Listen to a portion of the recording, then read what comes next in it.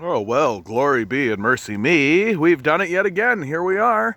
Another walk through the graveyard. It's a cold one today, guys. It's a cold one today. Oh, so the title of today's video is going to be "The Capitalist Death Cult is Afraid." And it's absolutely the case. How can you tell? How can you tell that the death cult is finally getting afraid and it's finally at a place where it's actually worried about what's happening in the society that it's attempting to enslave? Well, Time magazine releases an article talking about online Reddits and things like this, and it lists a couple of subreddits that I subscribe to, things like Gen Zedong, and outright tells blatant lies about the nature of the subreddit and attempts to connect what is going on in that subreddit to other fascist movements that exist on the internet. This is the classic attempt to pretend as though fascists and communists are the same, to pretend as though they are equal in the atrocities. It is a smear campaign, and one that, in my view, outright shows you how weak and how afraid the capitalist death cult is. Do you know how easily it would be to destroy these people? Do you know how easy it would be to eliminate the capitalist death cult? Do you know how easy it would be? It would be a 10-day strike. If everybody in the society finally stood up and said, no, we're quite tired of this. No, we're no longer going to tolerate this. No, we're over it. And if everybody stood up at the same time and surrounded the halls of power, that would be the end of it. It would be over. And the death cult is aware of it. They know that the only reason the system works, if you want to call this working, the only reason the system is moving forward is because of the complicity and because of the agreement of the workers. And if the workers simply stopped participating, that would be the end of it. And we have good reasons for wanting to do this. Two people now own more wealth than the bottom 40% of the entire society. This is unacceptable on the face of it.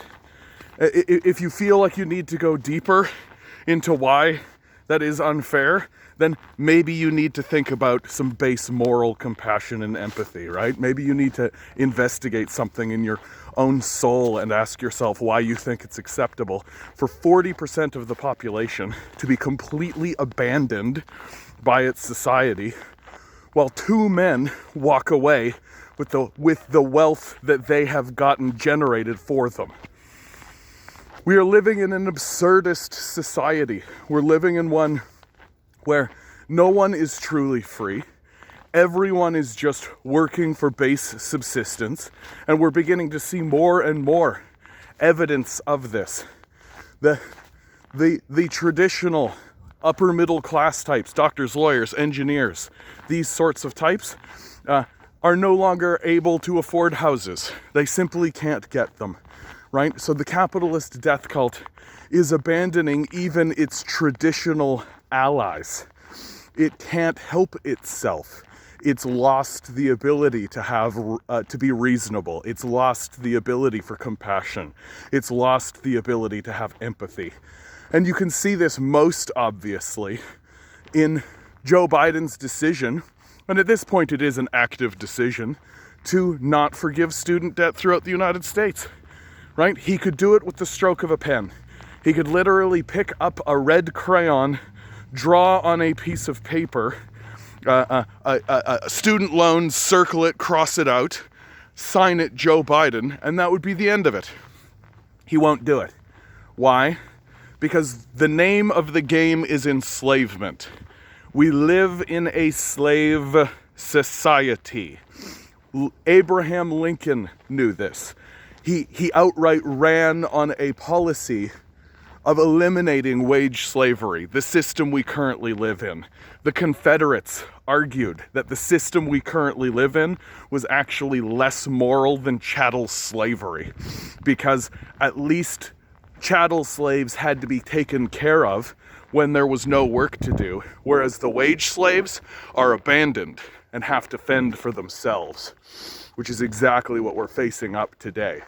There's a reason why this structure and this society is failing. There's a reason, because it's built on enslavement. Look at the United States penitentiary system, for Christ's sakes. That's a slave system. People just being picked up off the streets and thrown into this system. A man grabbing hedge clippers, right? Stealing some hedge clippers and getting 20 years in prison for it. The absolute grotesque absurdities. 16-year-old kids just being picked up and thrown into prison cells and abandoned there without trial.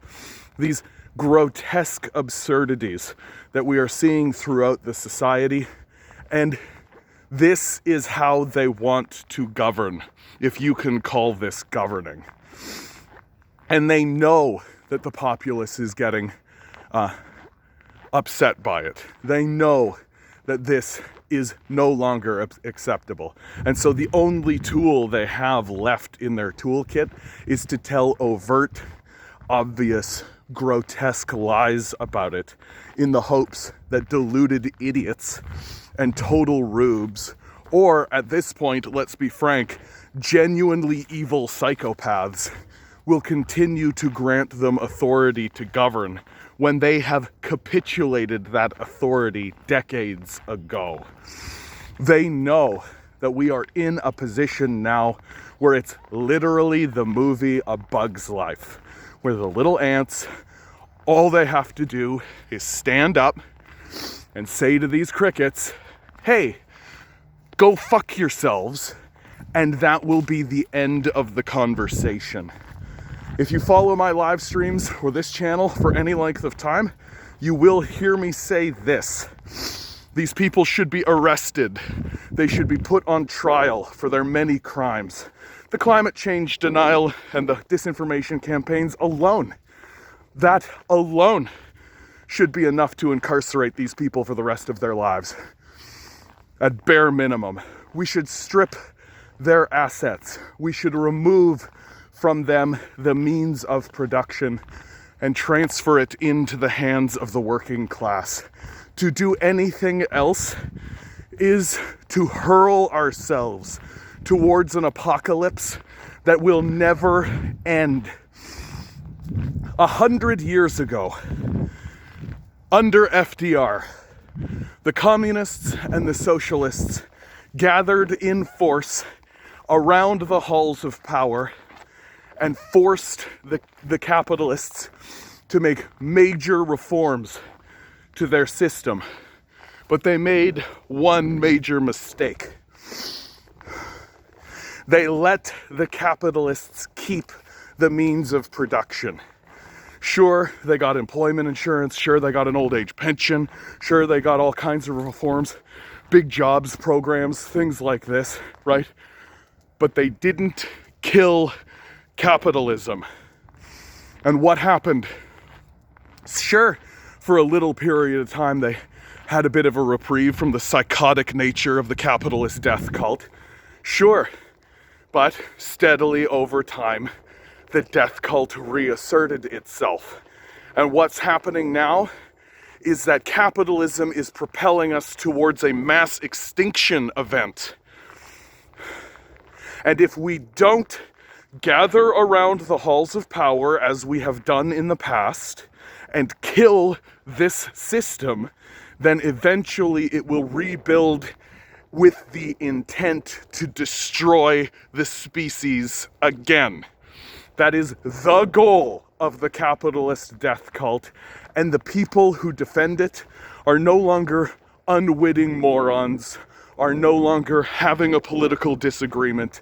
They are evil on the same level as Skeletor or Hitler. They are intentionally destroying the species, wittingly and knowingly. They understand that they are destroying the species, and they don't care. If you've reached this point in the video, please like, please share, please subscribe. These people are cowards. They need to be completely defeated. Republican, Democrat, Conservative, Liberal, NDP, Green, all of them. They are all frauds. All of them. They are not fighting to help you. They are fighting to murder you, your children, their children down the line. That is what we are facing against.